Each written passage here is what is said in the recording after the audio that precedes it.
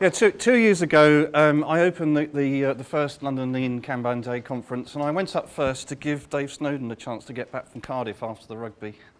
And the projector exploded just before my talk started, so that was a really auspicious start. Last year I had the pleasure of introducing Dan North, and I'm very relieved to say this morning that David Anderson made it from Heathrow this morning. He's here already. So rather than a 2-hour talk from me, you'll get the regular 45 minutes. My job is the same as it's been in previous years, just to introduce some of the concepts of Lean Kanban to those of you who are with us for the first time, and to the many familiar faces out there as well. I hope to say something that you hadn't thought of before. Something new, something for you perhaps to take away back to your place of work tomorrow. And I'm going to do it a little differently to the last time. The last time I did values, agendas for change, all that kind of stuff, quite conceptual. We're going to look at something that's a bit more fun, very concrete, something you can do in an hour and a half. And that's a game I put together last year called Feature Ban. Can I ask how many people have actually had a go at Feature Ban? There'll be a few hands going up. I've done this in meet-up groups around the country. It's been picked up by a number of people. I saw Agile Austin was playing it last week. It's been translated into French and into German. We're just going to use that as a way, along with a couple of other tools, of explaining what Kanban is about, why we do it, and so on. So, are we there yet is the title of the talk. What is Kanban? Where does it take us? How do we know that we've arrived? I won't answer all those questions straight away. It'd be a very short talk if I did. But perhaps we'll get back to that at the end. So, just to introduce myself, Mike Burrows, for those of you who haven't met me before. Since I was here last year, my book's come out, Kanban from the Inside, with a foreword by Luke Homan. Really pleased with Luke's foreword from Luke Homan. Mike at dj.com is the email address. I have a couple of Twitter accounts. There's my main one with that I've been used since day one. Kanban Inside is the handle for my book-related posts. I have a blog, positiveincline.com. My background is a dev manager. I worked in investment banks. Worked in energy risk management consultancy as an IT director. Managing delivery of software products. Software services, software-related services is what I've been doing for almost as long as I can remember now. It's my home territory. I now do that as an interim manager or as a consultant. I do training from time to time. I'm currently working at the Skills Funding Agency as a delivery manager for the new apprenticeships website. And I put down at the bottom a part-time goodwill ambassador for the SFA. Every time I go out and talk to meet-up groups, conferences and so on, they encourage me to mention that they are hiring. They're hiring into jobs like mine, delivery manager. One day I'll be replaced by a member of staff at the Skills Funding Agency, and that'll be a win. They're hiring business analysts, scrum masters, the usual kinds of things. So, where are we? If we're going to talk about where we're going, maybe we should think about where we are now and the direction of travel that we're going in. And I've got a scale of 1 to 4. And it starts at 1 with barely started, if at all. Perhaps not even aware that we are somewhere or are going somewhere. 2, we're making early gains. 3, we're getting there.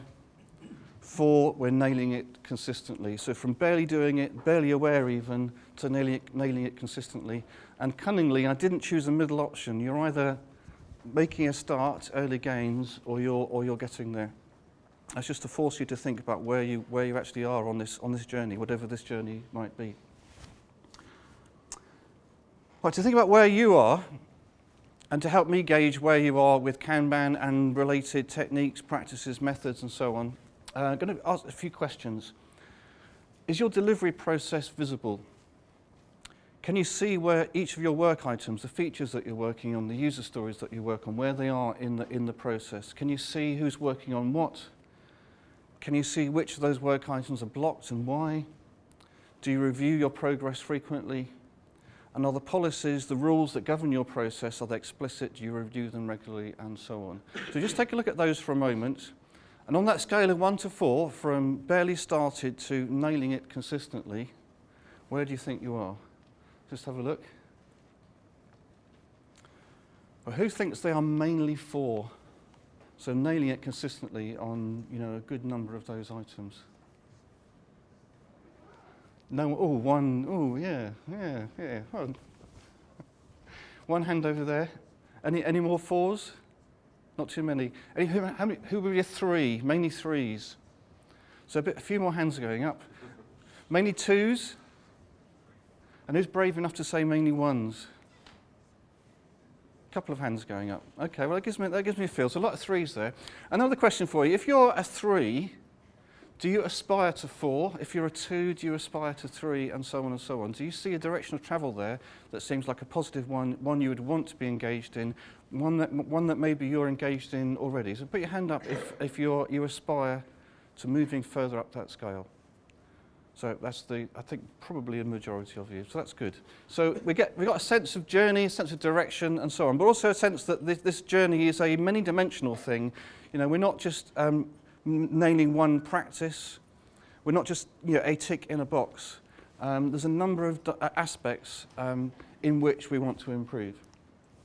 So feature ban. I mentioned feature ban. This simulation game that I've been taking out to various places. The small print that you can't read from the back is just to say that it's issued under a Creative Commons license. I actually encourage people to rip it off, to tweak it, to translate it. As I said already, it's been translated into French and German already. And here is, this is the Agile Derby meetup. I live up in Derbyshire now. Playing the game just a few weeks ago. Right, so it happens in rounds, and with each round we add a little extra tweak. The first round's very simple. It's called visual management, and what we've done, we've organised our work. We've got a number of work items, all based towards building a product. The team get to choose what product it is they're building. It's a product that they can think very easily of lots and lots of features. So a car, a house, something like that, something big, something familiar. And it goes through a process. Starts at ready, finishes at complete smiley face, with a couple of stages in between. And I've just generically labelled those state A and state B. But part of the exercise is actually to think about what is the process that you go through from start to finish. So we'll give names to those. It might be design and build, or build and test, whatever seems appropriate. But a simple 4-stage process. You'll see in that second column, some of those items have initials against them. So MB, that's me. I've got the steering wheel. Nikki's got flux capacitor. Sandeep has got the engine. There's quite a range of features there. And not necessarily delivered in a very sensible order either, but there you go. Right, you need a coin. If you have a coin in your pocket or in your purse, don't worry if you haven't. But quickly toss a coin and we'll see what happens. So I've got a head, that's good. Obvious thing, if I throw a head, I can move one of my tickets to the right.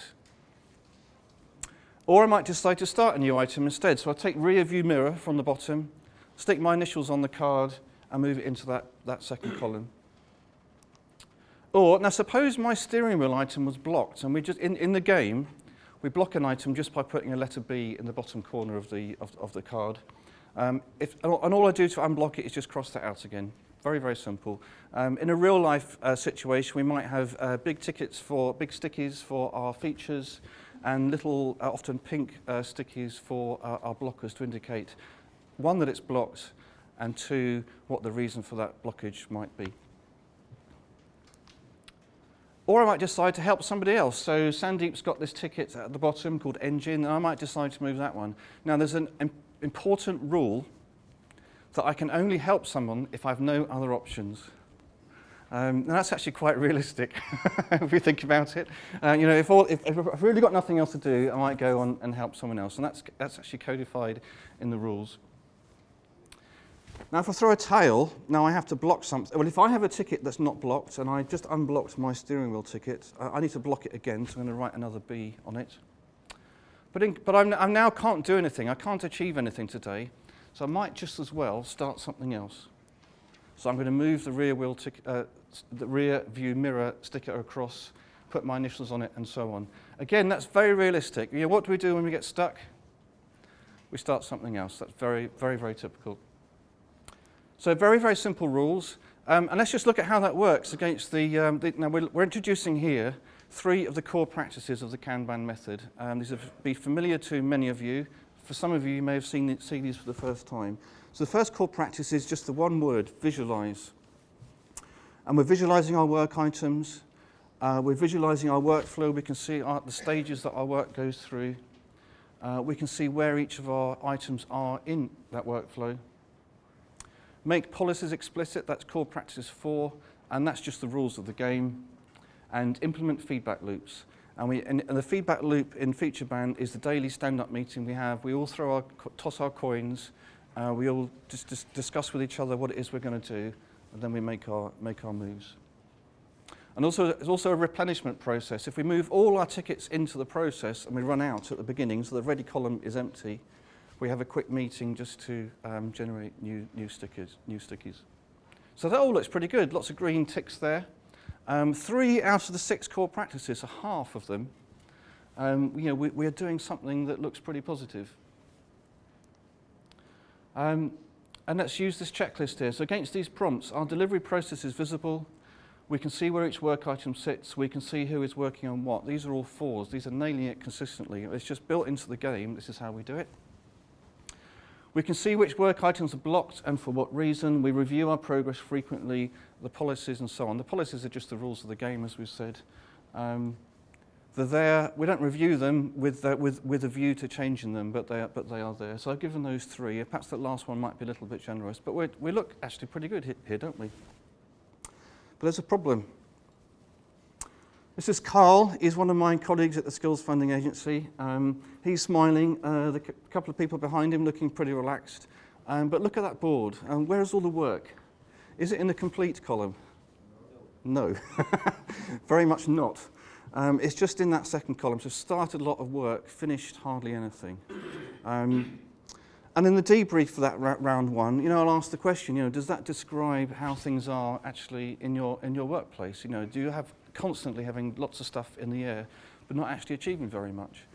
That's not true of everyone, but that is definitely very true of a number of teams. So what do we do about it? So we've got another set of prompts here. So we saw the transparency prompts just before. These are ones for balance. Our delivery process balances demand with capacity. Our delivery process is a clear commitment point that separates potential work from work in progress. We pull work into the delivery process only as capacity allows, so on and so on and so on. So some simple prompts.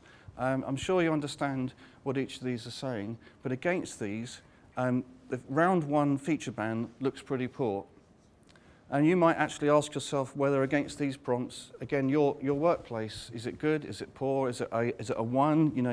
You've barely started, or are you up there with the 4s, nailing it consistently?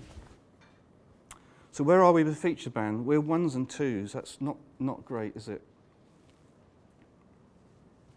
So into round 2. And we add a simple mechanism called work in progress limits, WIP limits. And we just put the number 3 above the middle 2 columns. And that's a number that I, as a facilitator, give the team. And we're making only 1 change to the rules. All the other rules stay exactly the same as they did before.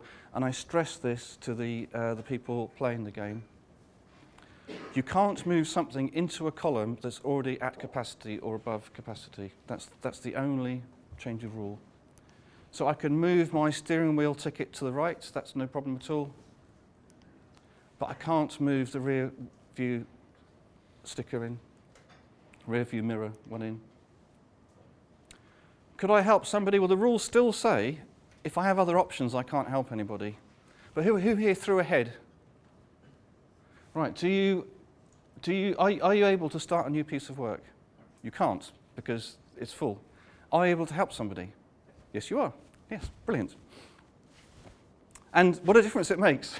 Carl's smiling again. Actually, Carl is always smiling, but Carl's smiling again, and all that work, or nearly all the work, incomplete in just a few iterations. Remarkable transformation. And those of you that have experimented with changing the amount of experimented with controlling your work in progress in your workplaces will know how transforming it can be. How you get to finish stuff. focusing on finishing rather than focusing on starting. It's often a management addiction is to start things. It's very easy to say yes. It's hard to say, well, actually, there are things we need to finish before we can get to that. Yeah. So against those prompts, our delivery process demands balances demand with capacity. I've gone from a 1 to a 3. The only reason that's a 3 and not a 4 is that we haven't actually measured our capacity. I've just said stick a 3 above those columns. You know, we've got a capacity of 6, essentially, 6 items in progress in those middle 2 columns. That's something I've determined. It's not something we've done experimentally. It's just a number. Our delivery process is a clear commitment point that separates potential work from work in progress. We had that before, but it was kind of meaningless. We could start a piece of work, you know, every time we threw a tail, we would start a piece of work. And when there was just so much work, there's no great significance to starting another piece of work. And so on and so on. We got from going from 1s and 2s to, you know, actually 2 3s and 2 4s. Down the bottom, there are a couple of items that we haven't made progress on, but we could address those. We keep our work in progress in healthy balance based on type, source, and customer expectations. How many of you have to satisfy or work towards multiple projects, multiple customers? That's pretty common. Sometimes you have to deal with date critical work versus work that you can do in the background, work that is you know, as soon as you can get this done, the better. Different kinds of customer expectations. In scheduling releases, we balance economic value with delivery cost. Well, the delivery cost in Featured Ban is essentially 0. To move something from column 3 to column 4 costs exactly the same as moving anything else. There's no overhead to doing a release, for example. If there is a cost to doing a release, you know, then you might not want to be releasing all the time, although actually many of us strive towards being able to release all the time, where releasing is something very fast, very safe, and that we can release multiple times a day. You know, I went from a system that hadn't released in months to one that made multiple releases a week, and that was over a span of a few months. We massively transformed the process to achieve that, and that's something. There's a few nods around the room. Very powerful way of improving the effectiveness of your system. But you can't work in ignorance of those costs. We often overstate them. We often say, oh, we can't do releases, it's too expensive, it's too painful, it's too risky, the customers won't like it, and all the rest of it. And we actually never break that habit. We never learn to deliver more frequently and so on. Again, just as controlling your work in progress, learning to address those delivery costs is transforming for teams. Another check. Now we've got another set of prompts here for flow. Now we haven't specifically looked at flow, and yet we seem to have made progress on them. We deliver work items of typical value or risk with predictable lead times, and just controlling your work in progress has an amazing impact on predictability.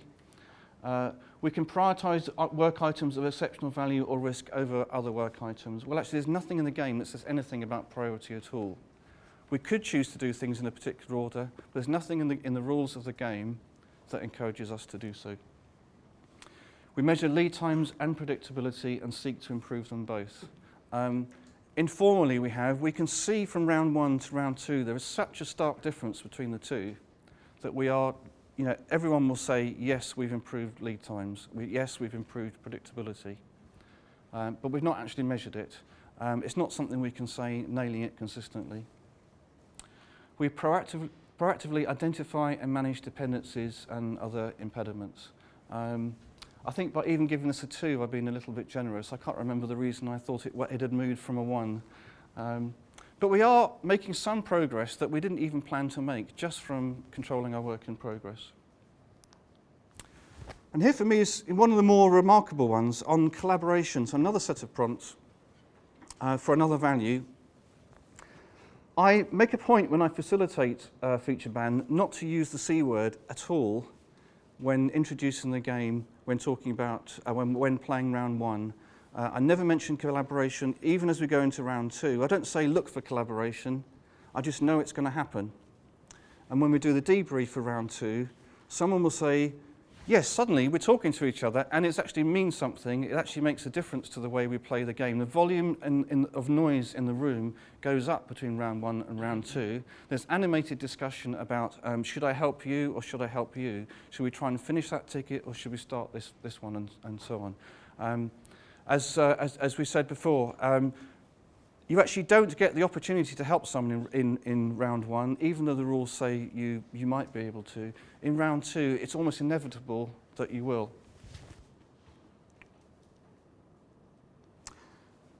So let's look at we saw a minute ago the first 3 core practices of the Kanban method. So here's the last 3. So core practice 2, limit work in progress, that's what we've done. And we've done that by putting those work in progress limits on the columns. What we have now is a Kanban system, where previously all we had was visual management. So a Kanban system is the combination of the 2. We can see where our work is, and the work in progress limits means that moving a piece of work has the effect of sending a signal upstream that there is capacity in the system that more work can move in. So you may have come across the term pull system. So it's 1 in, 1 out, essentially, with the simplest kinds of pull system. Managed flow. In terms of flow, smoothness, timeliness, economic outcome. So smoothness and timeliness, we can see that there has been an improvement, but we haven't measured it. In terms of economic outcomes, I think we've got quite a way to go there, to be honest. The tickets can arrive in any order. We don't think about what each of the tickets are worth. We could deliver, in the example I showed you, the steering wheel before we delivered any other part of the car. Not a very useful prototype. And really nothing about customer focus. We're not asking the customer, what order do you want things in? What are your expectations? What are your needs in terms of timeliness? We're not validating the utility of the thing that we delivered with the customer and so on. So much that we could do there. And again, for any of you in the room who've been through that experience, adding things like validation can have, again, a transforming effect on how your process works. A story I think I've told here before, but I'll say it again. When I was IT director at Encore, it was an energy risk management consultancy based out in Budapest. I got sick and tired of us delivering features that were never used. And I thought, this is just so wrong, and I'm so frustrated, all that wasted effort. So what we're going to do, I'm going to have the developer talk to the customer at the end of the work, and it's the developer's job to extract out of the customer the confirmation that the piece of work is delivering value. So very negative in terms of what was in my mind at the time. It was all about showing that the stupid customer asking for things they didn't actually need, and I'm going to really show them by insisting on this conversation. What actually happened very, very quickly when the customer realised that choosing the wrong thing is going to end up in this awkward conversation, but also the developer would realise that if they delivered something that wasn't properly tested, wasn't tested actually with the customer, where they didn't pay attention to those last bits of implementation steps, they didn't check that the customer was ready to receive that item and so on, that it was going to look just as bad for the developer. And the simple act of adding this validation step at the end of our process actually changed every step of the process along the way. It suddenly became collaborative right the way through the process. I did this, it was actually before the Lean Startup book came out. But it was actually thrilling to discover that other people were doing the same thing and having the same kind of experience to me. I was having email conversations, this is back in 2009, I think it was, 2010, with people who are having the same experiments with their Kanban systems and reporting the same kind of benefits. So if you're not doing customer validation, take it back with you. It's a fantastic thing. We now add to that, quite a few in the room are working on government digital projects. So I'm working now on apprenticeships, as I mentioned previously, on carers. See Emily over there, Nada over there, a few others who worked inside GDS.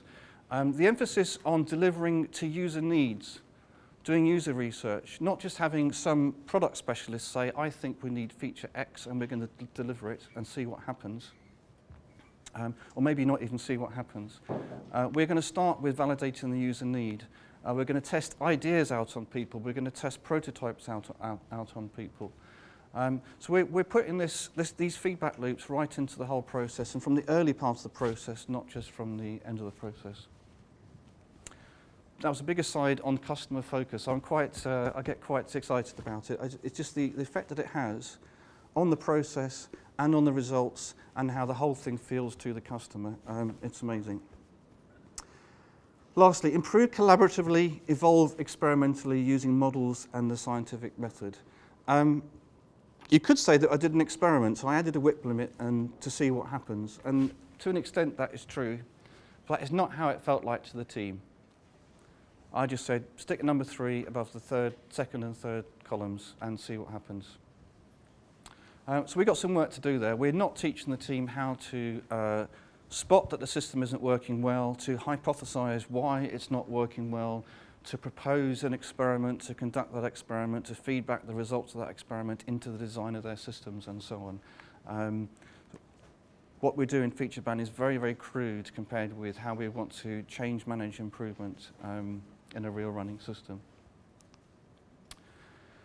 So that's rounds 1 and 2. We've gone from visual management to work in progress limits, and we've seen a massive change in the performance of our system. And in the debriefs, we've given a lot of food for thought in terms of how our systems back at base work, in terms of the amount of work in progress that we have, in terms of the visibility of the process, and so on.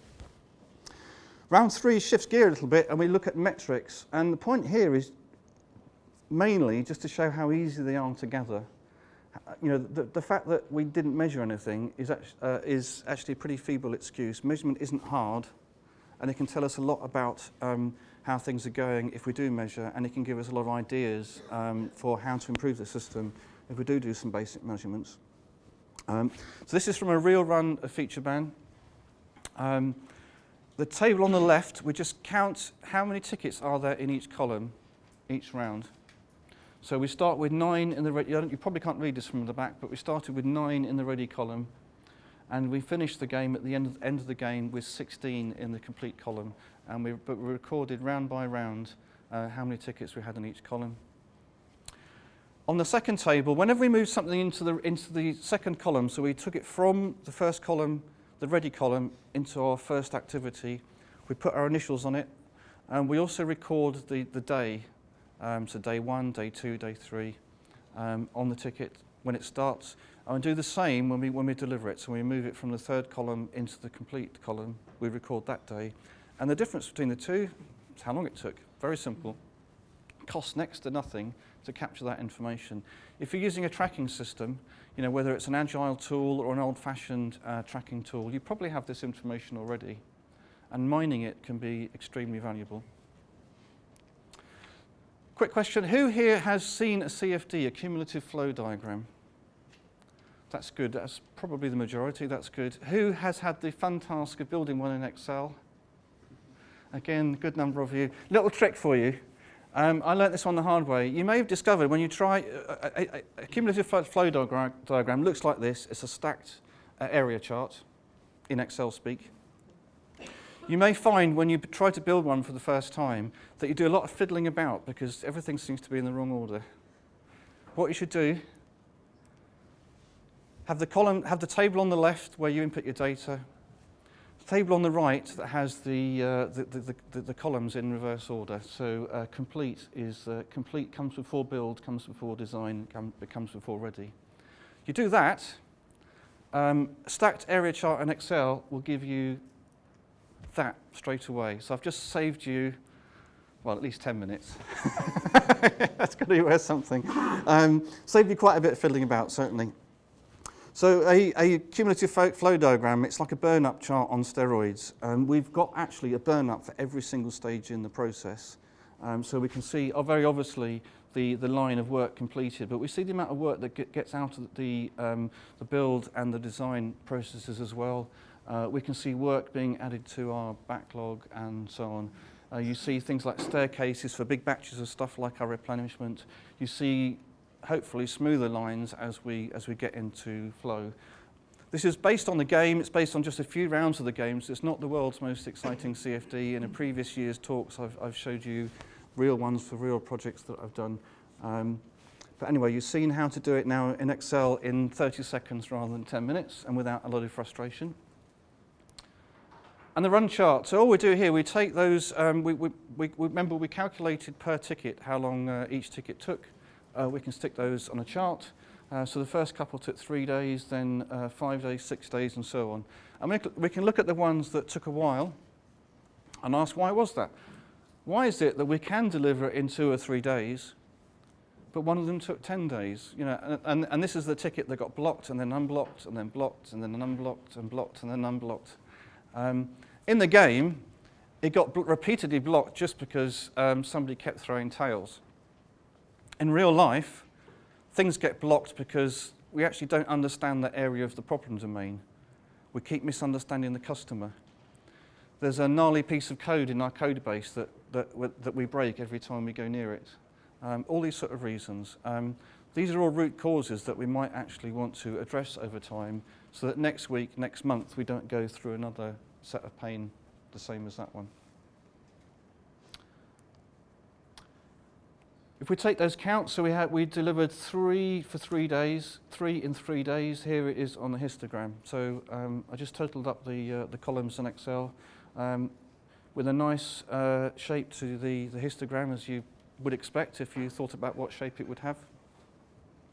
And I've also drawn the cumulative distribution there. The point of doing that is just so that I can read off, you know, some measures of how long things take. I know that let's say 80% take 6 days. 90% I can do in 9 days. If I want to give a really, really confident prediction of how long a piece of work is going to take, I might say, well, I can do 90% of them in 8 or 9 days. I'm going to give you that as my quote. My median's down at 3 days. Odds are that I can deliver in 3 days or less, which is pretty good. But am I going to bet my bonus on delivering something in 3 days? I might not want to. So some very, very simple to calculate metrics out of this, and there's actually a spreadsheet that goes with the game that you can use, and you can adapt to your own needs. It calculates the mean, 4.4 days, the median, 3.5. It calculates just 1 percentile. I just picked 85th. That's a sort of a favourite one in the Kanban community. You know, if you want to deliver with confidence, don't go for your mean, don't go for your median. Think about, I deliver most of my work within 6.3 days. So let's quote 6 or 7 days as the time I expect it to take, or a reliable time within which I can deliver. And a flow efficiency. Flow efficiency is just the ratio of the time spent working on something relative to the time it took end to end. Now, the way it's meant to work is that if we throw 3 heads in a row, we can move a ticket from the start column into the first 2, second, third column, across to the complete column. So 3 days should be the fastest it should happen. Now, there's some slightly dodgy interpretation of the rules. I mean, the rules perhaps aren't worded quite as tightly as they could. The spreadsheet assumes that you can't deliver in less than 3 days. A few people they've colluded. 3 people decide they can get the ticket across in one go. Now, the rules talks about pairing, and I don't think 3 people getting a ticket across in one go is pairing. But anyway, if you want to interpret the rules very loosely, you can do that. So 68% is highly suspicious in terms of the rules of the game. 68% would be highly suspicious in your workplace as well. For most of you, I don't know how many of you have measured flow efficiency, but for most of you, if you were to go back to your workplaces and measure your flow efficiency, what's the touch time as in ratio of in proportion of the overall end-to-end time? It's going to be single digits. It's going to be teens maybe.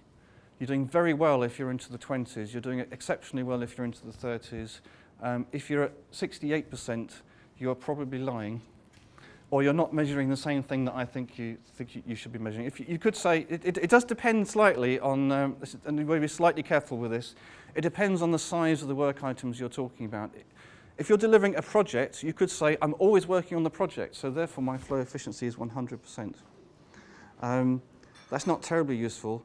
If you look at the level of the features that you deliver and you think about the time I spend developing them, the time I spend testing them, the time I spend deploying them, and the wait times in between, crucially, then it starts to be useful. And if you can address the wait times and ask, why is that? Do we not have capacity downstream? Do we have too much in progress? Am I not working on this just because I'm also working on that, for example? Very interesting metric. Round 4 is a bit more meta. This isn't in the publicly available deck, but you're welcome to do it. I've done this a couple of times, and it's just get people thinking about what changes would you make to the game? How would you design a game to simulate one of these scenarios? So where we're paying attention to how we sequence our work. How do we actually avoid delivering the steering wheel first? How can we deliver something a little bit more useful? Tweaks we could make to the design of the board, to the rules, to the coins, to improve our cycle time, delivery rate, predictability. How would we show and manage delivering against multiple objectives? How do we accommodate different customer expectations in terms of urgency? So date-driven versus drop everything versus as soon as possible versus stuff that can be in the background, those kind of things. How would you actually visualize that? How would you manage that? How would you simulate working with a team upstream and a team downstream? That's a fairly common setup. Or you might be dependent on another team for part of the process. I remember, this is going back a decade, but I remember when you needed the services of the middleware team or the database team to make certain changes to the system. We were almost a cross-functional team, but not quite. There were some things that we couldn't do ourselves. So what's really going on here, and that last round is kind of to emphasize this point. We're working on our Kanban systems for the effect that it has on our operational systems. I mean, you could just see it as visual management. We have a Kanban system to manage the work in our operational system. But it's actually far more interesting than that. We work on the Kanban system in terms of changing its design, changing the policies, and so on, changing the limits, for the effects that it has on the operational system and for the performance benefit that is going to deliver, and for the other benefits it could deliver. That is true. That's not a bad picture of sort of day by day, day to day using Kanban. But I don't think it's quite the whole story. Things like feature ban, things like the prompts that I showed you, and other things too, they actually force us to look at our Kanban systems and at our operational system with fresh eyes. They force us to do things a little bit deliberately for a while, until that thing we do deliberately becomes a good habit and the system is now running in a slightly different way without us thinking too hard about it. And here's a number of those awareness enhancers, as I've called them here. So feature ban is one. So making people aware that even Kanban is possible is the first objective of Kanban. Then to get people thinking about the visibility of their work, to think about the amount of work in progress they have, whether they're controlling it, how they should control it, and so on. There's static, which is that's the systems thinking approach to implementing Kanban. David invented it. I gave it the acronym. I also came up with reverse static as well, which is something you can do a bit more repeatedly. Static is about introducing Kanban. Reverse static is about evaluating your Kanban system and finding ways to improve it. There's the values exercise. That's, I think, my most popular slide share. There's Kanban Nosy, which is the thing I did with Luke Homan. There's the depth assessment, so you've seen the prompts in the talk today. And there's the feedback loops for core practice 5, so things like stand-up meetings, service reviews, that kind of thing. Some of these are one-off, you do once just to make a point. Some of these you do a bit more repeatedly to inject something new into the system. So prompts and deliberate practice is the way I would describe that.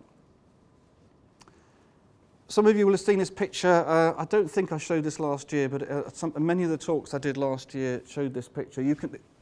One thing it shouts is, I am not a graphic artist.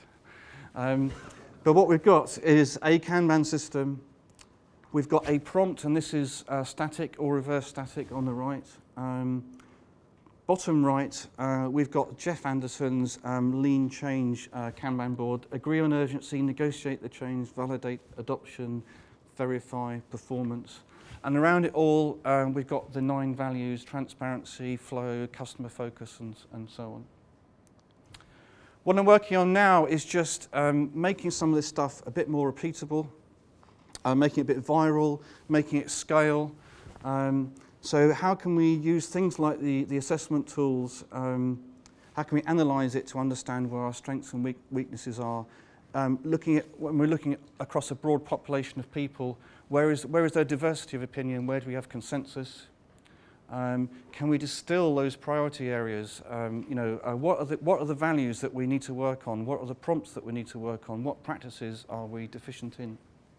And then actually work the changes through the system. So this is my current side project. I'm getting a bit of help on that. And to that, I'll just make a couple of acknowledgements as I finish. So Featured Ban was first tested at the Kanban Leadership Retreat last year. And Jose at the back, who you saw welcome you all, was one of the first players and reviewed some of the early drafts of the rules, along with Ruben Olsen, who's based in Norway. I don't think he's here today. On the assessment tool, Matt Phillip did a wonderful talk at the Lean Kanban UK last autumn, winter, and in France afterwards. I think the Lean Kanban France 14 video is the one to look for. But he took my assessment tool and ran it repeatedly inside his organisation. And I just encourage you to view his talk. And Dragan, is Dragan here today? No, he's not. So he took the assessment tool. The origin of the assessment tool is chapter 23 of my book. And it started out as a set of bullet points that I then turned into an Excel spreadsheet that you can download. It's still, if you know where to look on my blog, it's still there. Dragan made it a bit more friendly. Between the two of us, we've worked hard on making it more accessible and a bit easier to use and so on. And I'm in the process now of webifying it. And if anyone wants to have a quick look at a prototype, I'll be happy to share that during the day.